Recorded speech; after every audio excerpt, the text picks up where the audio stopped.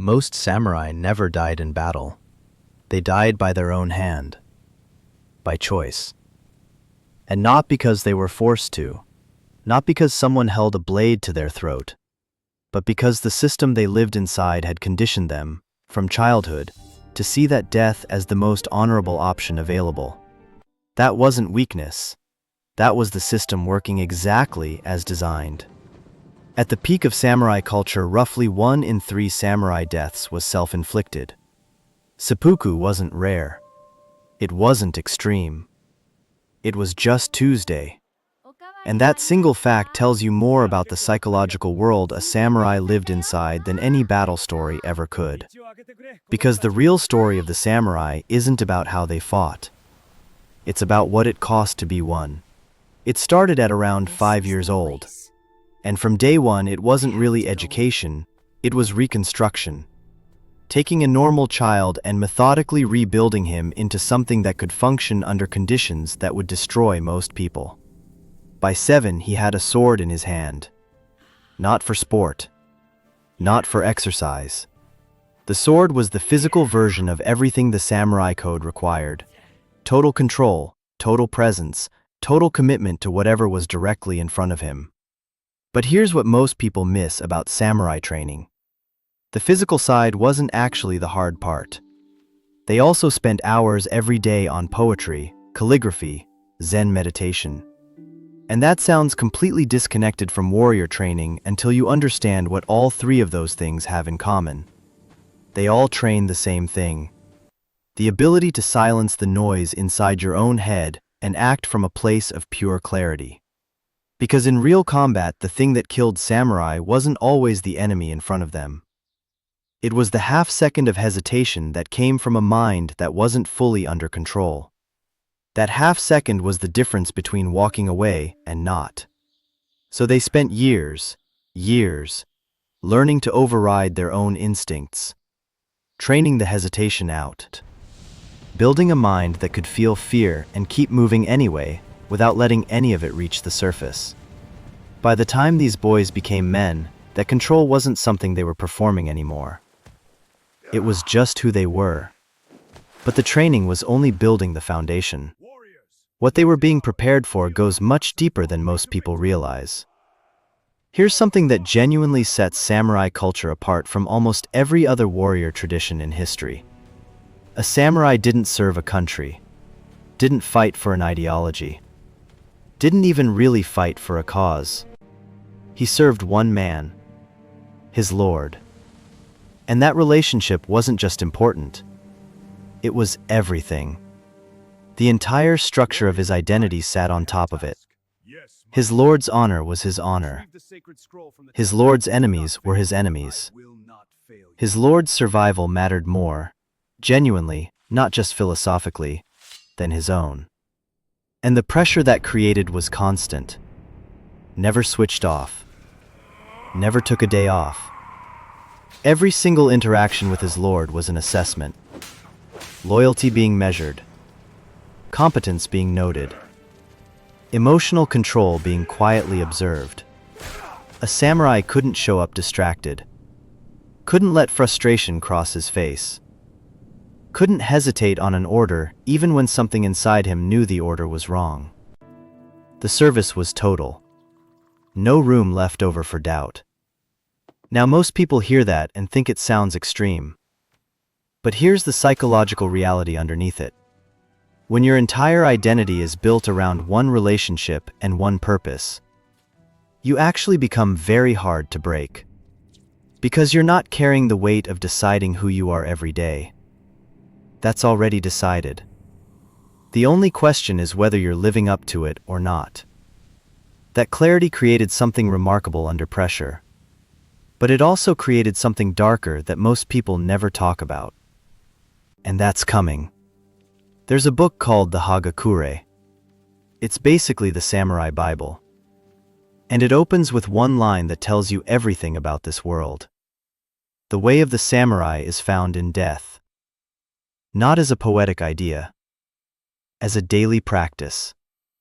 Every morning a samurai was supposed to sit quietly and meditate on his own death.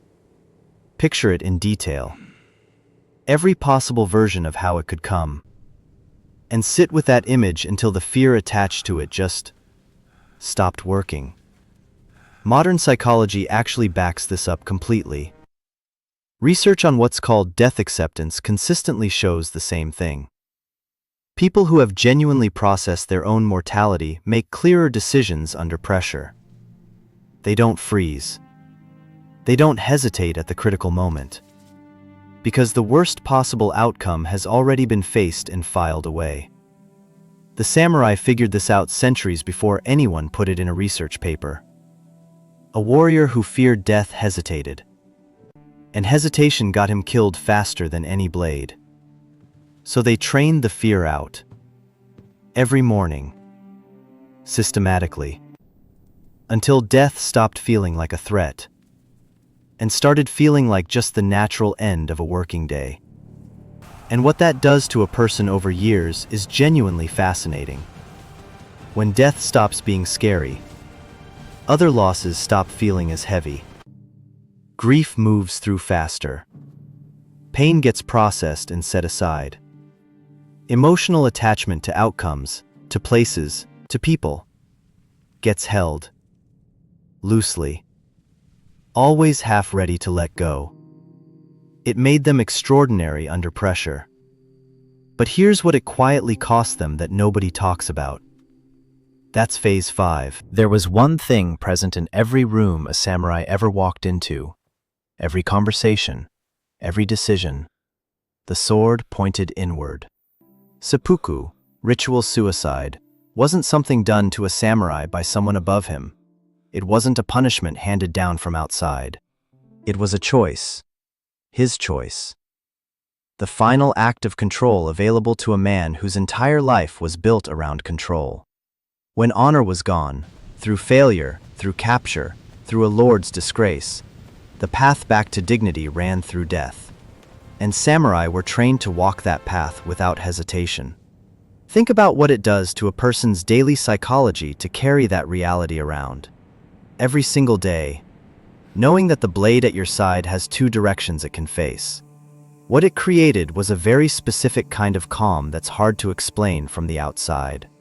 The calm of a man who has already settled the hardest question, who has nothing left to lose except his dignity, who can stand in front of his lord, in front of an enemy, in front of any pressure the world throws at him, and feel genuinely unafraid.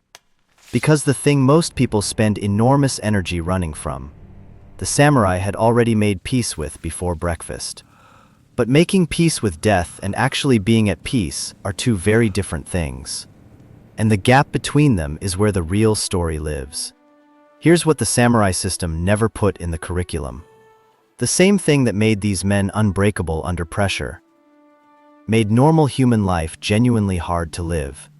When a man spends his entire life learning not to show what he feels, he gets very good at it. So good that eventually the wall between what he feels and what he shows stops being something he maintains consciously. It just becomes who he is. And then even in the moments where it would be completely safe to let something through, he can't find the door anymore. Historical records from the Edo period, one of Japan's rare long stretches of peace, describe samurai across this era showing the same pattern. Restlessness, difficulty with stillness, a kind of identity confusion that came from being built entirely for a context that no longer existed. The code of Bushido gave them everything: purpose, identity, a clear answer to the question of who they were and what they were for. And it quietly took something in return: the freedom to be uncertain, the permission to be soft without it meaning failure, the ability to sit beside someone they cared about and just be a person, unguarded, unperformed, actually present. The samurai system worked. By every external measure, it genuinely worked.